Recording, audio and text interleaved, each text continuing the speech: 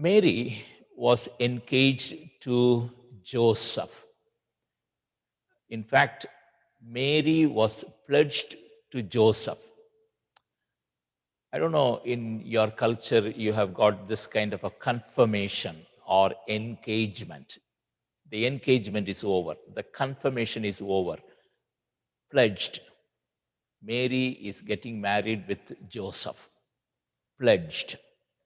Mary, according to many scholars, was in her early teen. I don't know. And after being pledged, they will get married anytime between 6 months and 1 year. So a short period, and with a lot of dreams, a lot of expectations, a lot of preparation. So I have got only 6 months to go to be married, to get married. So a preparation is on. At this juncture, Angel Gabriel went to her and told her this important news. Just look at things from her perspective. A lot of expectation on getting married, and all of a sudden, Angel comes and talks to her. And we know she asked the right question: how shall it be? How can this be? I'm unmarried and not yet uh, uh, got together, but how this can be? In this context, the angel very beautifully said that, look, with God, everything is possible. Nothing is impossible for the Lord. And you have Elizabeth, who is also now pregnant. Both of you have got unique experience. She at her old age got pregnant. You at your early age, in a unique way, is getting pregnant. And that's how he gave information about her status, or gave information about how this child is going to be born. Immediately, Mary went to Elizabeth. That's what important here.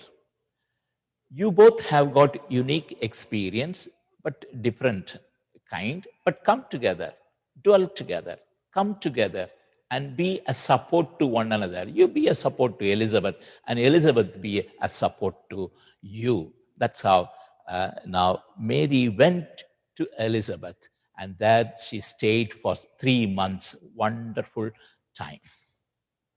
Because, she was 6 months pregnant already, and 3 months Mary stayed with her. Probably that was a preparation time for Elizabeth to give birth to her son, John. Now, this is one of the things that we all need to be emulating. We all need one another. One of the important things of our church is fellowship. Fellowship is one of the important elements of our church. Come together, stick together, come together, share your thoughts with others, come together and encourage the others. Yes, we see a fellowship happening here. Now, Mary, while meeting with Elizabeth, was filled with a lot of enthusiasm, and she sang a very beautiful song. This song we call Magnificat. My soul praises the Lord. The first first words of this song is my soul praises the Lord. That's what in Latin is Magnificat. Scholars call this a revolutionary document. It envisages dramatic changes in the world. E. Stanley Jones says, the most revolutionary document in the history of the world. A lot of revolutionary ideas coming out of this song. When you look at this song, you know who is Mary. Mary is certainly well versed with scriptures. I think I said it on Friday. If you look at closely, um, there are at least 19 different quotations she brought from the Old Testament in this song. There are only 9 verses in this song, not a long song, 9 verses, and she brought 19 different quotations, allusions of the Old Testament passages are very clearly seen in this song. In other words, through this song, you can see the Old Testament. That's what one particular scholar said, because she brought the Old Testament ideas very beautifully in this song. That's what we are going to look at it very briefly this evening.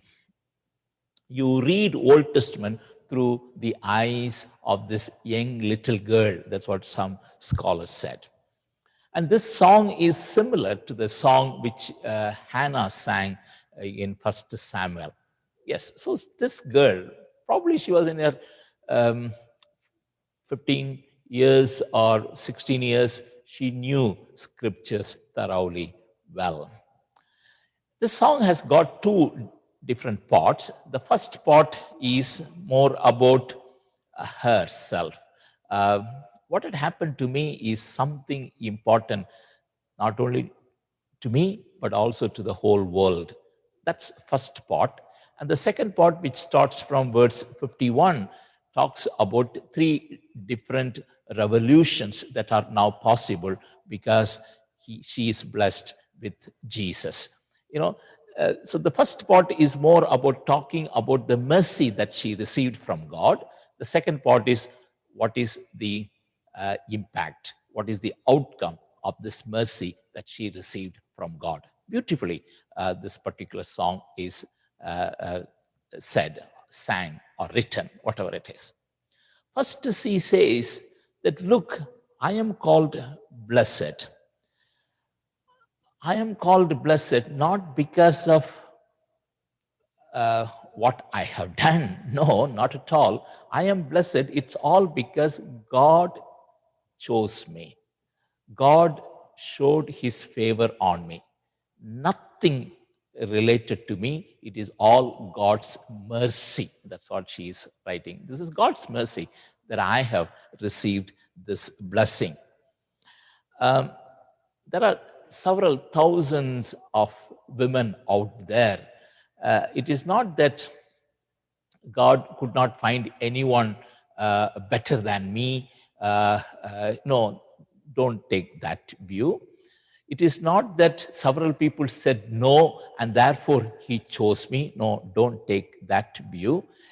Just take this view that I received mercy. Don't put me in any high plane saying that, oh, this is a very important lady in the world. No, I am one among the several people, but I received God's mercy, which has got impact on this world. That's how she presents herself. She is not proud. She she purely says that this is the action of God. God's mercy is revealed. I want to read one important verse here, which is verse 50. I want to read. What she says is very beautiful. His mercy is for those who fear him from generation to generation. His mercy is now available to me, but this mercy is available for all who fear him from generation to generation. So don't think that I'm somebody great or anything of that sort. God's mercy has received, or God showed his mercy to me. That's pretty much the first part. I received God's mercy. In other words, she says, I am an example. Anyone who wants to be blessed, yes, fear the Lord. You will be blessed. Generation, in my past generation, several generations, people have received God's mercy. I am an example for this generation and for the generations to come. That's how she presents it. Okay, the second part is about a revolution. 3 different revolutions she is talking in this passage. In verse 51, he has shown strength with his arm. He has scattered the proud in the thoughts of their hearts. It's a kind of a moral revolution. In this world, we say that the one who is forceful, the one who stands tall, the one who comes with a lot of power wins. That's how the world thinks. That's the moral standard people put forth. She says, no, God is acting, and and he has shown strength with his arm, and the proud are scattered. I remember reading Psalm 37. If you read Psalm 37, the Psalm 37 has got the contrast between the wicked and the righteous. A very beautiful psalm. In several psalms, you would see the difference between wicked and the righteous. The wicked, the proud. According to Psalm 37, they are cut off. They are no more. You see sometimes that they are truly flourishing, but when you turn back to them, they are not there. Changes happen. The proud don't stay long. They are cut off. They are no more. So the idea, what she says here is that they are caught in their own deceit. They are caught in their own pride, and they are no more. They are no more. Because Jesus is now coming, this is going to be further reiterated. All people who are proud, they are scattered. God's action is revealed. His mighty arm is at work. That's first, moral revolution. Secondly, very quickly, she says in verse 52, he has brought down the powerful from their thrones and lifted up the lowly, lifted up the lowly, lifted up the humble. She is talking about from her experience. Nazareth was not mentioned even once in the entire Old Testament. One of the famous writers of the first century is Josephus. He wrote about Jewish wars and Jewish history in the first century. Very important author, Josephus. He also never mentioned Nazareth in his writing. A very unknown village. Probably there were only 480 people lived in that village, a tiny little village. And everyone knows the other. No big person ever came out of this village. Oh, I was born in New York or I was born in London. That's not the case. Nobody bothers about this small little town. From there, God is lifting her up. In other words, what she says is that if you feel you are nobody, if you feel that you are lowly, downtrodden, remember, God is at work. He will lift you up. He will lift you up. Now, the rich normally say, the mighty think of their fate. Because of my fate, I got this fortune. The poor also blame the fate. But Mary says, no fate, nothing. This is God's action. God always takes care of the poor. God always lifts the lowly up. You can look at me as an example. So we don't believe in fate. We don't believe in fortune, but we believe in the action of God. That's what she's saying. We don't believe in all that. Are you lowly?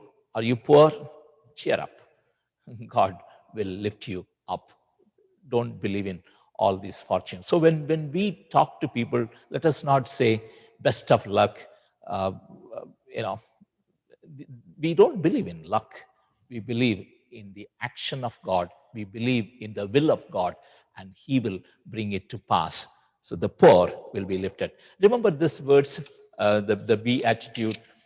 Blessed are the poor in spirit, for theirs is the kingdom of heaven. That's the quality. If you are poor, you will be richly rewarded because you know the need of God in your life. Lowly, you will be lifted up. Thirdly, in verse 55, very beautifully says, according to the promises, uh, no, I think 53, he has filled the hungry with good things and sent the rich away empty. Now, this is another revolution. The first revolution is a moral revolution. The second revolution is a social revolution. Third is an economic revolution. Now, in other words, are we talking about uh, poor people becoming rich? Are we talking about the possessions, um, rich possessions will now be part of the poor people? Is that what Mary talks? No, no, no. She gives a new meaning. You will be certainly filled with good things. That's what she says. In other words, when she married to Joseph, Joseph is a poor man and she was also a poor person. You know, they had a beautiful journey of 80 kilometers from Nazareth to Bethlehem. Everything was provided. So she gives a new meaning to this. Poor will become rich means she's giving a new meaning. I don't lack anything. The Lord is my shepherd. I shall not be in want. Everything that I need in life will be provided. I want to bring 2, 3 quotations, very important quotations. Um, where God leads, there He provides. Hudson Taylor, he started the faith mission. Faith mission in the sense in those days, um, people were asking money. They were appealing to people and asking people to donate for missionary purpose. Hudson Taylor said, I'm not going to ask money from people. It's going to be faith mission. I'm going to run the mission. The money should come. And if you look at the history, Hudson Taylor, his mission has got more missionaries than the other missions. This is the fact. And he says, Hudson Taylor very beautifully says, uh, God's work done in God's way will not lack God's supply. God's work done in God's way will not lack God's supply. If God is leading you, He will provide you. So she gives a new dimension. I'm not going to sit and cry about my economic situation. My needs will be provided. And they had a beautiful journey from Nazareth to Galilee, Nazareth in Galilee to Bethlehem in Judea. So what do we learn? Mary says God's mercy is available to all of us from generation to generation. Have the fear of God in you and continue to seek His face. You will be revolutionized. You will be changed. You will be transformed. Just believe in God. So, in other words, she said, in weakness, we have power. In giving up, we have strength. In losing our life, we gain it. In taking up our cross, we see Christ visible in us. May the dear Lord bless us all. Amen.